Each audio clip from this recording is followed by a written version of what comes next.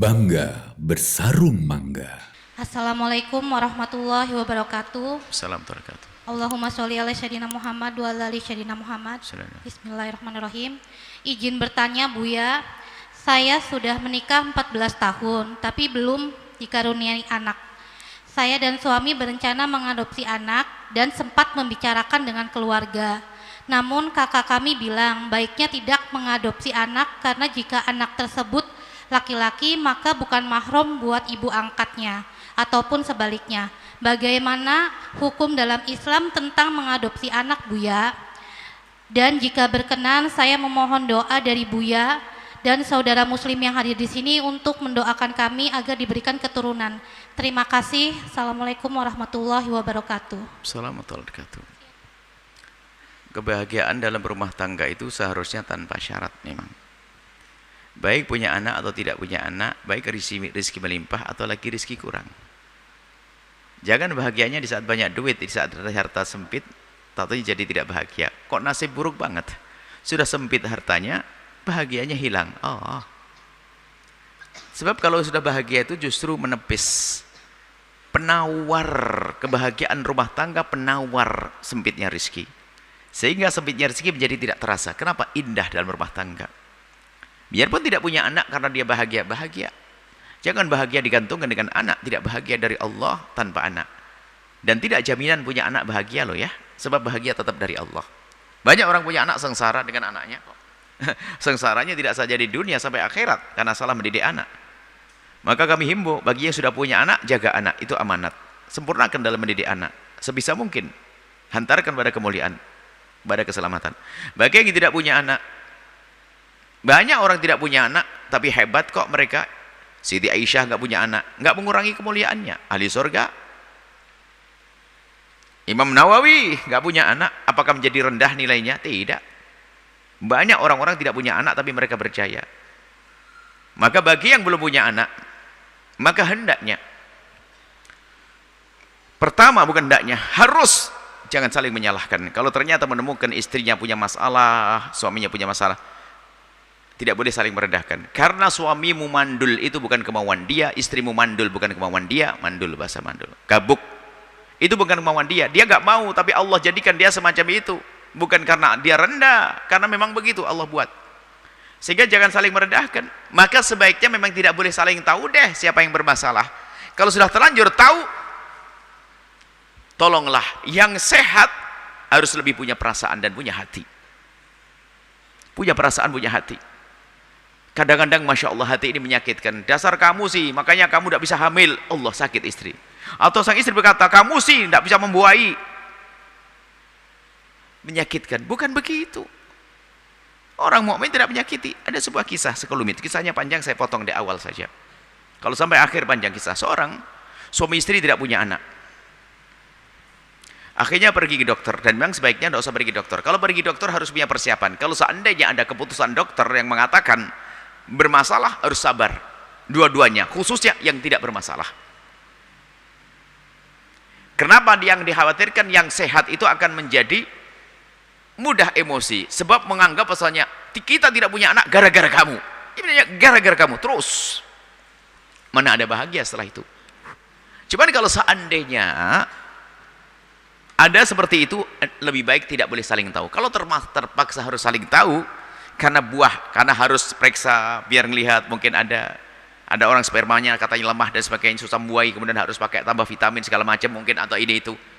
Karena pengen tahu itu, ternyata disimpulkan bahwasanya suamimu bermasalah atau istrinya bermasalah dan sebagainya, maka pastikan Anda harus lebih tabah, hati-hati. Jangan rendahkan pasanganmu yang bermasalah itu, karena dia bermasalah juga bukan kemauan dia. Suami istri tidak hamil bertahun-tahun, lalu pergi ke dokter, diperiksa semuanya untuk melihat siapa yang bermasalah. Setelah diambil, tidak tahu apa yang diambil, pokoknya yang bakal dilihat, kata dokter hasilnya baru dilihat besok hari. Oke, pulanglah mereka berdua. Di esok harinya istrinya nggak bisa ikut untuk mengambil hasil pemeriksaan dokter. Setelah masuk ke ruang dokter, dokter berkata, Bapak, Masya Allah, mohon sabar Pak. Ya dok, gimana? mohon maaf Pak, ini Bapak harus sabar deh. Semoga Allah beri ketabahan, kekuatan. Kenapa? Istri Bapak bermasalah, sehingga tidak bisa dibuai. Menitikkan air mata sedih. Dok, saya tidak berani ngasih tahu istri saya. Tolong dokter saja yang ngasih tahu ya. Ya nggak apa-apa Pak. Besok saya bawa ke sini saya. Besok istrinya dibawa. Sebelum istrinya masuk, sang laki-laki masuk dulu kepada sang dokter. Berbisik pada dokter, dokternya tuh bengong lihat. Kata sang laki-laki tadi, sudah dokter. Dokternya masih bengong, mendengar bisikan tadi. Sudah dokter. Lalu keluarlah dia, masuk dengan istrinya. Setelah masuk dengan istrinya, dokter berkata, Masya Allah ibu bapak, semoga Allah beri kebahagiaan, tapi harus sabar. Istrinya langsung melihat, ada apa Pak? Mohon maaf ibu, ada salah satu di antara kalian berdua yang bermasalah, sehingga tidak terjadi kehamilan.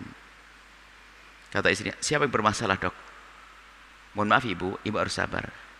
Yang bermasalah adalah suami ibu. Rupanya sang suami tadi membisikkan pada sang dokter agar dikatakan yang bermasalah adalah dia, jangan katakan istri saya. Karena tidak tega Allah menjaga perasaan. Katakan bahasanya, saya bermasalah. Ini sebagai contoh bahwasanya menjaga perasaan itu penting. Padahal yang bermasalah istrinya, tetapi sang rela. Kenapa? Alangkah. Karena dia akan sedih di saat dikatakan bermasalah. Pengorbanan besar semacam ini penting, berjiwa besar. Kalau sudah dia itu berani begitu, yang mustahil orang itu bakal merendahkan, menyalahkan. Dia dikatakan tidak, dia dikatakan mandul saja berani kok untuk menjaga perasaan sang istri. Mana mungkin seandainya diceritakan dengan wajar saja, nggak mungkin dia mencaci istrinya. Ternyata lesan muslim itu penting, lesan yang tidak bisa menyakiti. Kadang gara-gara itu tadi tidak hamil langsung Nah baik, saya jawab ini karena ini penting banget, masalah menghilangkan kesedihan di hati Anda. Kalau masalah jawabannya sederhana, adopsi tidak ada dalam Islam dalam arti mengambil anaknya orang lalu dirubah nasabnya. Kalau anak yang anak ambil adalah Ahmad bin Abdurrahman, selamanya anaknya Abdurrahman. Tidak boleh gara-gara menjadi anak Anda lalu dinisbatkan nasabnya dengan akte baru dengan suami Anda, itu haram merubah nasab. Tapi kalau adopsi dalam arti merawat anaknya orang, jangankan 1.000 orang pun boleh. Merawat anaknya orang kan baik-baik saja, dididik. Anda merawat jangan 1, 10, mungkin 100 orang deh. Anda undang ustadz, mondok, punya pondok, ini bagus, ini ustadzah baru nih, kan begitu ya. Jadi apakah seharusnya saya mengambil atau tidak di rumah Anda? Betul, arahan dari saudaranya tadi adalah serba salah memang kalau orang di luar. Jika itu perempuan, kalau sudah gede dia bukan mahram dengan suami Anda. Dan jika itu laki-laki, kalau sudah gede nanti tidak mahram dengan Anda yang perempuan, akan jadi masalah. Lalu bagaimana? Ya nanti kalau terpaksa Anda harus mengabdosi dalam arti merawat, ya rawat saja.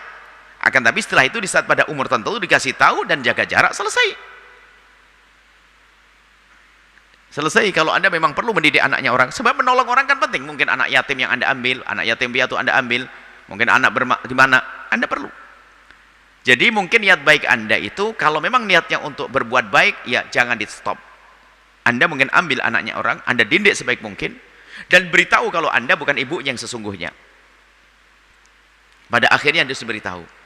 Kalau tidak diberitahu, ya mungkin dia menganggap Anda adalah ibunya. Sehingga kalau dia laki-laki menganggap Anda ibunya, ya mahram. Maka itu membahayakan dalam kehidupan sehari-hari Anda.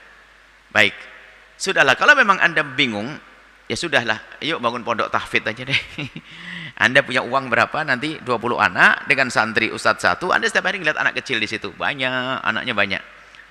Baik, setelah itu kami sampaikan, boleh Anda mengambil, akan tapi harus diperhatikan, mengambil merawat anaknya orang, akan tapi Anda perhatikan nasihat dari sepupu Anda tadi, saudara Anda, bahwasanya kalau dia laki-laki tidak mahram dengan Anda, harus ada batasan-batasan sesuai yang kita ceritakan. Kalau bukan mahram gimana auratnya, tidak boleh berdua dan seterusnya. Ya nanti dipondokin, setelahnya itu dikasih tahu seperti orang lain, tapi kita punya ikatan batin karena kita telah merawatnya, membesarkannya, membiayainya, menyekolahkannya, mencetaknya menjadi ulama atau seorang sukses. Seperti itu. Intinya Anda takut haram itu aman. Wallahu a'lam bissawab.